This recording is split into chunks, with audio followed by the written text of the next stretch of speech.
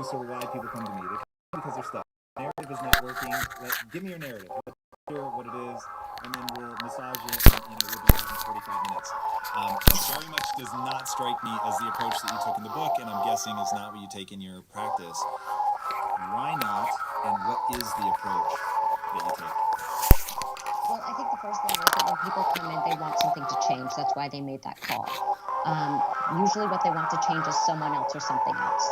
And so they don't realize, wait a minute, I'm going to have to do some heavy lifting here. And so it's not just like you come to therapy, you download the problem of the week, the therapist says, yeah, that's right, that was terrible, these people are terrible, and you leave. It's, what is your role?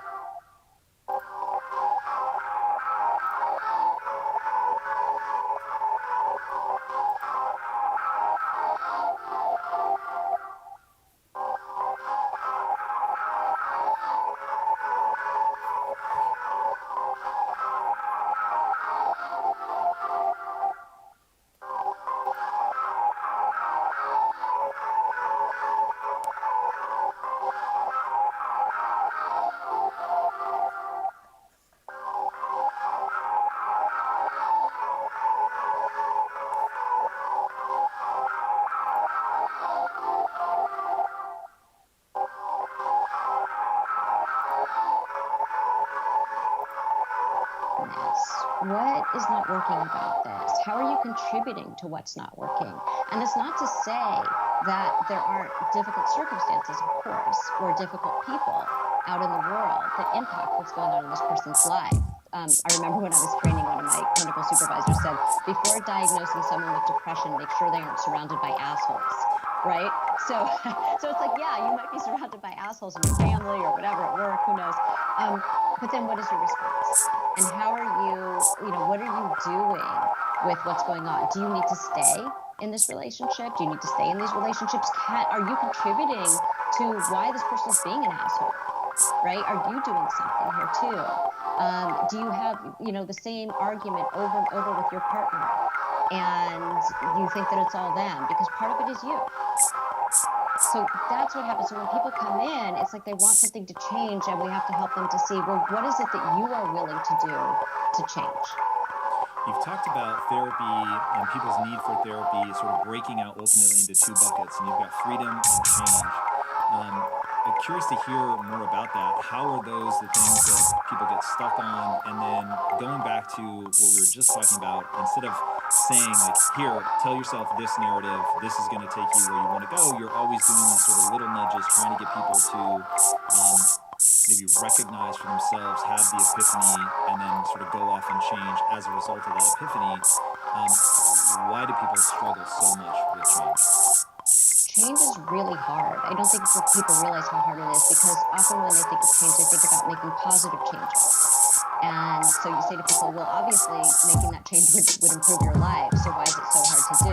But then look at New Year's resolutions. We make those all the time. That's something that might improve our lives, and yet they don't tend to last. And the reason is because, first of all, change is hard because change involves loss.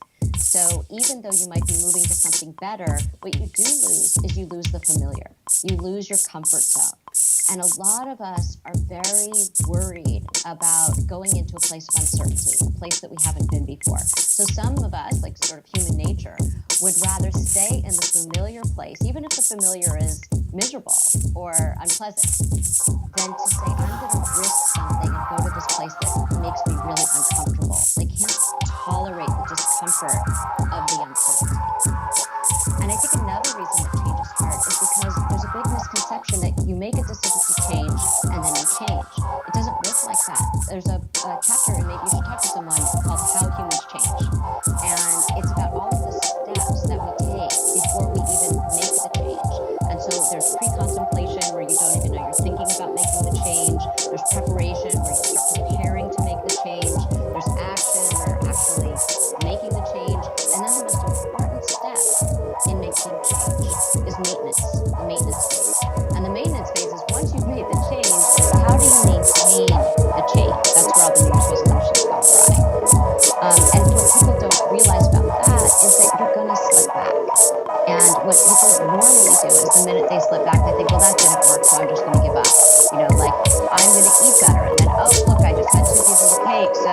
forget it, that diet didn't work, right? No, it's you have to know in the maintenance phase that you're going to slip back and then you just get right back on the track.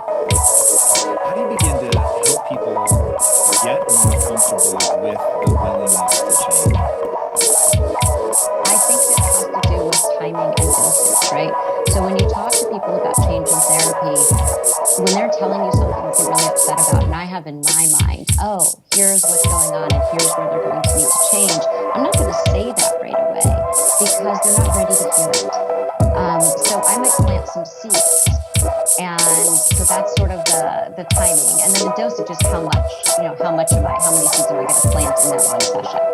And so, I have a quote in the book that most big transformations come about from the tiny and the imperceptible steps that we take along the way. And that's what we're doing in therapy, that someone doesn't necessarily realize that some change occurred in that session, but by the time they come back the next week, something has shifted. Do you have like